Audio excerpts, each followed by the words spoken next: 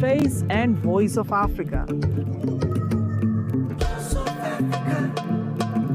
The story of resurgent and burgeoning Africa is here, only on the Pulse of Africa channel.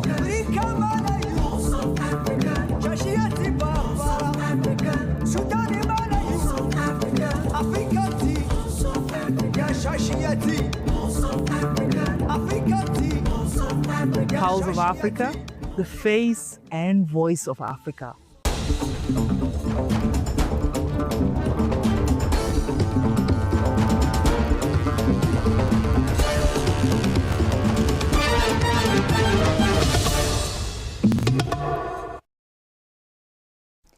Good evening. You're watching Pulse of Africa News live from Addis Ababa, the diplomatic hub of Africa. We bring you the top stories from across the continent. I am Magdalite Naga. First up, Liberia.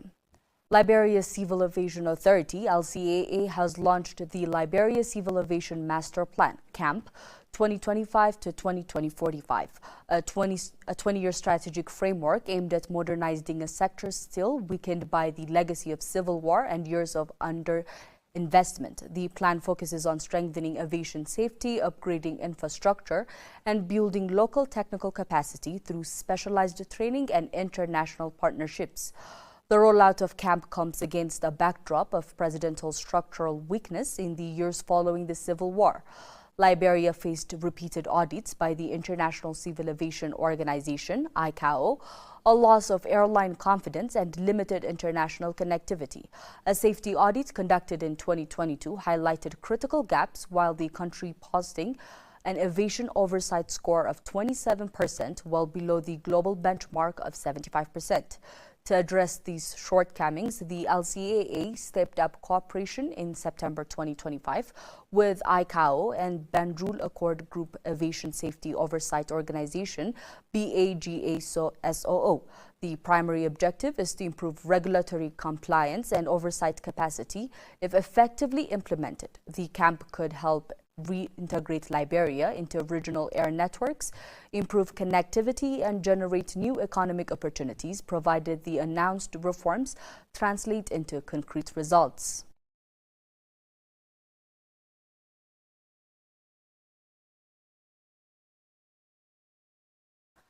Burundi adapted a dedicated legal framework for personal data protection as lawmakers move to secure the country's digital transformation and strengthen citizen trust. Members of the National Assembly, meeting in plenary session, unanimously adopted a bill governing the collection, processing, and exploitation of personal data as public administration and services expand digital systems. The Ministry of Interior, Community Development and Public Security sponsored the law to close a legal gap created by the rapid spread of digital tools across government. The private sector and daily life authorities expanded computerized systems, digitalized the voter register, and advanced the rollout of a biometric national identity card, which together increased the production of sensitive data that existing Burundian law regulated weekly. The law established core principle for privacy protection and emphasized respect for fundamental rights and freedoms. It introduces multiple data protection regimes and creates an independent administrative authority responsible for enforcement, which aligns Burundi's framework with international standards for digital governance on the operational front. The legislation introduces specific criminal penalties for violations, complementing existing cybercrime provisions.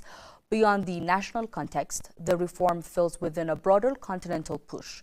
The African Union has promoted legal harmonization through the Malabo Convention on Cybersecurity and Personal Data Protection. About 39 African countries have already adopted dedicated data protection laws, while several other countries continue legislative reviews.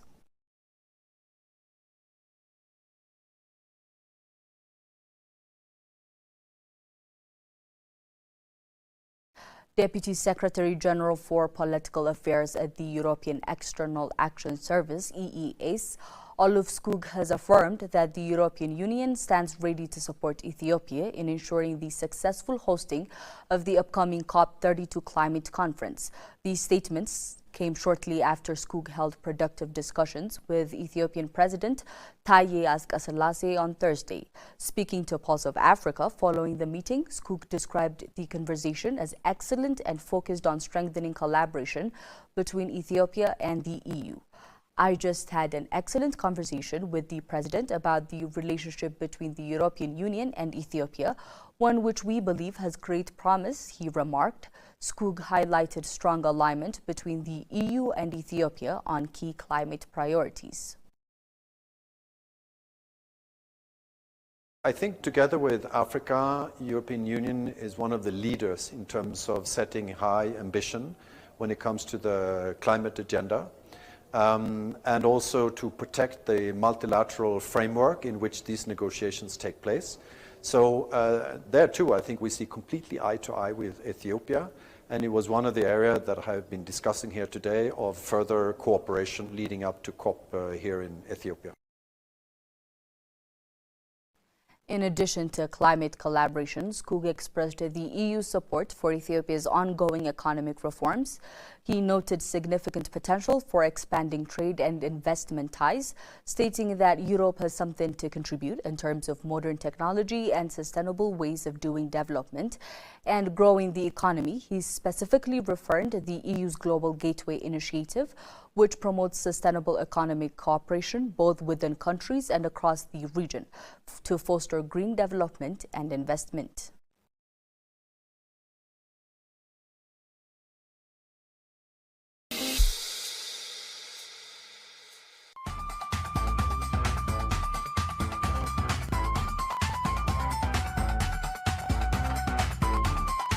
In Ethiopia, more homes and businesses now have access to electricity. Access to power supports education, healthcare, and local businesses. Light changes lives.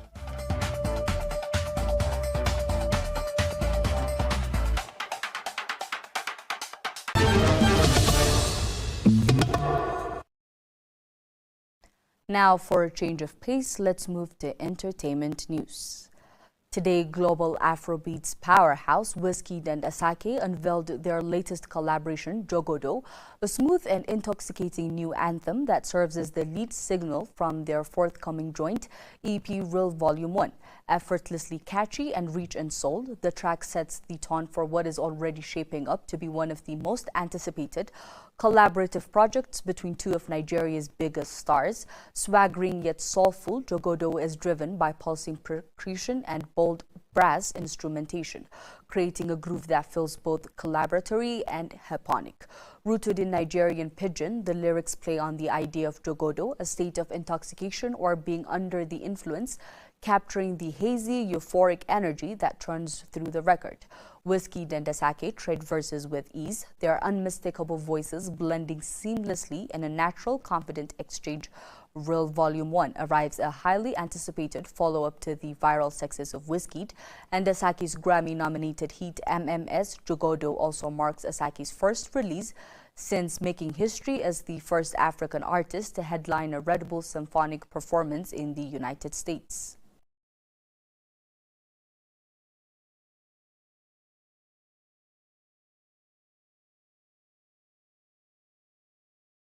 South African hitmaker and award-winning DJ Prince Kayabe has officially expanded his footprint beyond the DJ booth. Joining the cast of Netflix hit reality series Young, Famous and African, the move marks a notable crossover moment as one of Mzani's most influential DJs steps into the unscripted television space.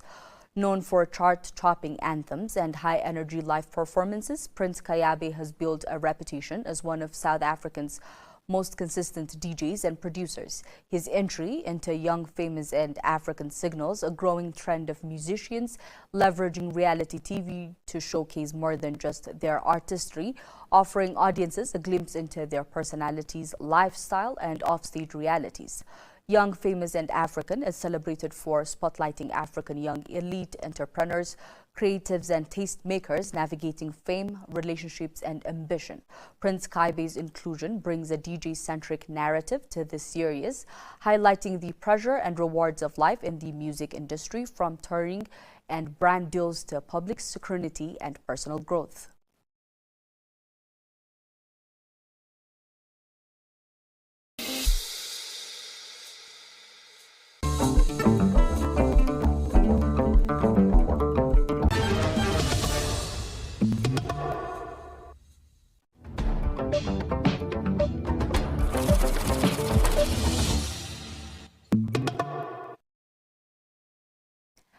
Now heading to business news. West African financial group Coris Holding, owned by Burkina businesswoman Idrissa Nassa, announced on January 16th it has acquired the full stake held by the Portuguese state in Banco Comercial do Atlântico (BCA), making its entry into the Cape Verde banking market. The stake held by Portugal's public bank, Zacia General de Deposits (CDG), represents 59.81% of BCA's share capital. The transaction was approved by Portugal's Council of Ministers. The financial terms of the deal were not disclosed, completed on January 15th in Pereira. The transaction also received approval from Cape Verdean authorities through the Central Bank of Cape Verde.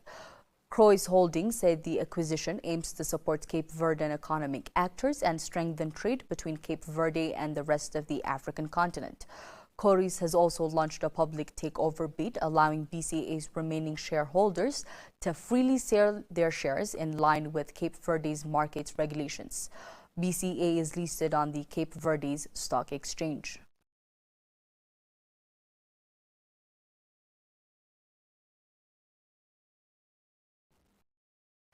Angola has secured a 3-year extension of a $1 billion debt facility initially agreed for 12 months in 2024 with JPMorgan Chase. The Ministry of Finance announced yesterday that the country has also secured an additional $500 million from the banking institution. The new agreement, now running through 2028, carries an interest rate below 8%, compared with close to 9% for the initial facility. The authorities said it is structured as a total return swap, TRS, allowing the state to access liquidity without issuing a conventional Eurobond. The financing cost remains lower than that of a Eurobond Angola, issued last October, which carried yields ranging from 9.25% to 9.78% for nearly $1.75 billion raised.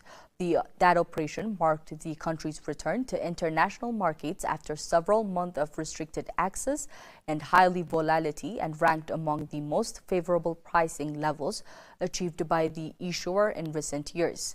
The announcement was well received by investors. Angolan sovereign bonds continue to recover, with the 2048 maturity gaining about 1 cent to trade around 87 cents on the dollar.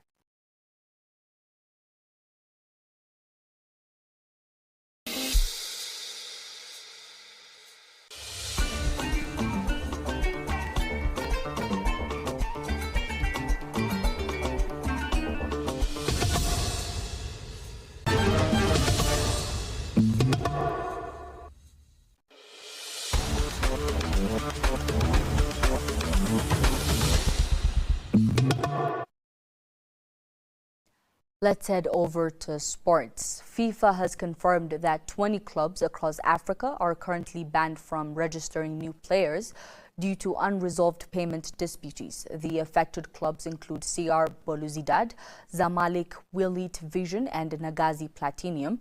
The ban means that these clubs cannot complete any new signings until all outstanding payments are settled with former players, staff, or other clubs.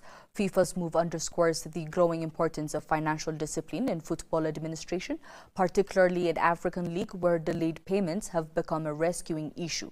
Officials have warned that continued failure to honor financial obligations could lead to further sanctions, including points deductions or restrictions on participation in continental competitions. Clubs affected will need to act swiftly to resolve their debts if they hope to strengthen their squads ahead of upcoming seasons.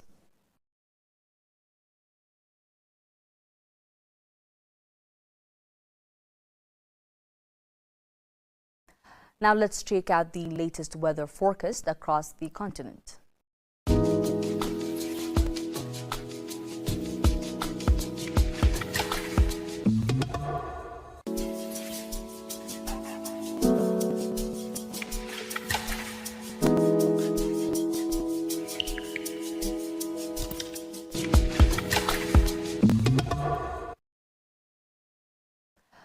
That's all for this hour. Next up is our weekly show, The Notables. We hope you'll stay and watch. Thank you so much for being with us. Goodbye.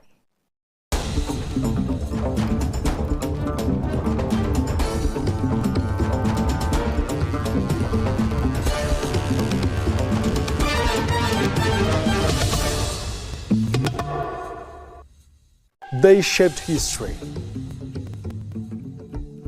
They inspired generations. They are the Notables. Join us as we honor Africa's greatest minds and trailblazers, the Notables, celebrating Africa's icons. In the middle of the 20th century, Africa stood at a crossroads. Empires were weakening. The question was no longer whether Africa would be free, but what kind of freedom it would claim. From the Gold Coast emerged a man who believed independence was only the beginning. Kwame Nkrumah was not satisfied with the freedom of one nation. He spoke instead of a continent, united, self-reliant, and free from foreign control. To some, he was a visionary. To others, a dangerous radical. But to millions across Africa and the diaspora, Nkrumah gave language to a dream that had long existed. This is the story of a man who believed Africa must unite or remain divided forever. Kwame Nkrumah was born in 1909 in the small village of Nkrofo in what was then known as the British Gold Coast. This was not Ghana. This was a colony. From the moment of his birth, Nkrumah entered a world where African lives were governed by laws written somewhere else, enforced by administrators who did not speak the people's language, and justified by an ideology that claimed Africa needed to be ruled. Colonialism was not only about land and labor, it was about hierarchy. Europeans ruled, Africans obeyed. The colonial system trained Africans to function within empire, not to challenge it. Schools were designed to produce clerks, interpreters, and junior officials, people who could help the colonial machine run smoothly, not leaders, not revolutionaries. But even as a child, Nkrumah sensed that something was deeply wrong. He saw how traditional authority had been hollowed out, how chiefs were turned into intermediaries of empire, how African history was dismissed as primitive, and African futures were imagined only as extensions of Europe. What colonialism demanded was not just obedience, but acceptance. Acceptance that Africa was inferior. Acceptance that domination was natural. Acceptance that freedom would come slowly if Africans proved themselves ready. Nkrumah rejected this logic completely. As a young student in mission schools, he absorbed Western education, but he did not surrender to it. Instead, he wrote relentlessly. He argued that Africa's underdevelopment was not accidental but structural, that the continent exported raw materials and imported finished goods, locking it into dependency, that without continental planning, Africa would never industrialize on its own terms. To Nkrumah, Pan-Africanism was not cultural pride, it was survival strategy. He believed Africa needed scale, economic, political, and military, to negotiate with the world as an equal. Without unity, Africa would remain a battleground for other people's interests. This made Nkrumah increasingly isolated. Some African leaders saw him as arrogant. Others saw him as unrealistic. Western governments saw him as dangerous. And within Ghana, the cost of his continental ambitions began to accumulate. Money flowed outward, enemies multiplied, opposition grew louder. But Nkrumah did not compromise. He believed history would vindicate him, that future generations would understand that Africa's weakness was never natural, it was engineered, and that unity was not idealism, it was a necessity. By the mid-1960s, Nkrumah stood almost alone, a continental thinker in a world rushing back into national interests. The dream of African unity remained alive, but the forces aligned against it were growing stronger, and they were closing in. By the late 1930s and early 1940s, Kwame Nkrumah was no longer simply learning. He was organizing. America, for Nkrumah, was not just a place of study. It was a political classroom, one that exposed the contradictions of Western democracy more honestly than colonial Africa ever could. Here was a country that spoke endlessly of freedom, yet enforced segregation by law. A nation that celebrated independence, yet denied basic dignity to millions of black citizens. For Nkrumah, this was not hypocrisy. It was evidence. Evidence that oppression could survive under the language of democracy. Evidence that political freedom meant little without economic and structural power. In Harlem, Philadelphia, and Washington, Nkrumah immersed himself in black political life. He attended meetings, listened to sermons, joined debates, and organized student groups. It was here that Pan-Africanism stopped being an idea and became strategy. Through figures like Du Bois and George Patmore, Nkrumah encountered a global vision of African struggle, one that linked colonial Africa, the Caribbean, and the African diaspora into a single historical experience. The message was simple, but dangerous. Africa's liberation could not be negotiated colony by colony. It had to be confronted as a system. Colonialism, racism, capitalism, and imperialism were not separate forces. They reinforced each other. In 1945, he traveled to Manchester, England, to attend the 5th Pan-African Congress. This Congress would change African history. For the first time, Pan-Africanism was no longer dominated by intellectuals in exile. It was led by activists who intended to return home and take power. The resolutions were uncompromising: immediate independence, mass mobilization, direct action, no gradualism, no appeasement. Nkrumah emerged from Manchester convinced that liberation would not come through polite negotiation. It would come through organized pressure from below. When he returned to the Gold Coast in 1947, he brought with him something colonial authorities did not expect: a theory of revolution adapted to African conditions. At first, Nkrumah worked within the existing nationalist movement, serving as secretary of the United Gold Coast Convention. But tensions quickly surfaced.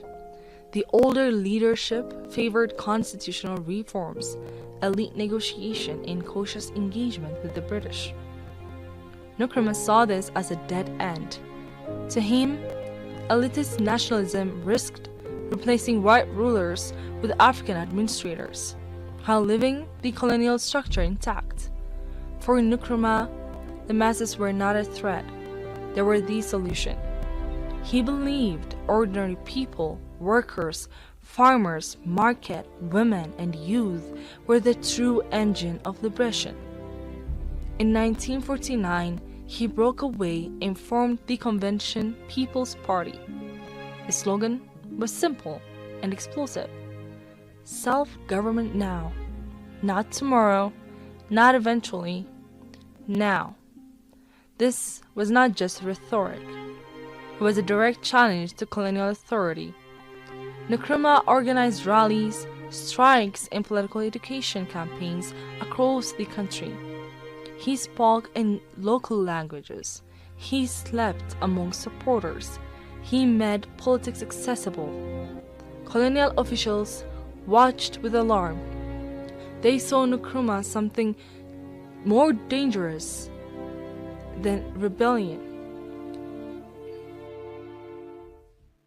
Kwame Nkrumah did not live to see the Africa he imagined, a continent without borders imposed by an empire, an Africa that spoke with one voice on the world stage.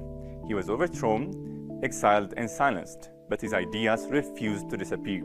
Today, when Africans speak of unity, of economic independence, of reclaiming Africa's place in the world, they are echoing Nkrumah's warning and his hopes. Africa must unite, he said, not as a slogan, but as a necessity. His dream remains unfinished, but unfinished does not mean forgotten. The future of Africa will decide whether Kwame Nkrumah was a man ahead of his time or a voice still waiting to be heard. They shaped history. They inspired generations. They are the notables. Join us as we honor Africa's greatest minds and trailblazers, the notables, celebrating Africa's icons.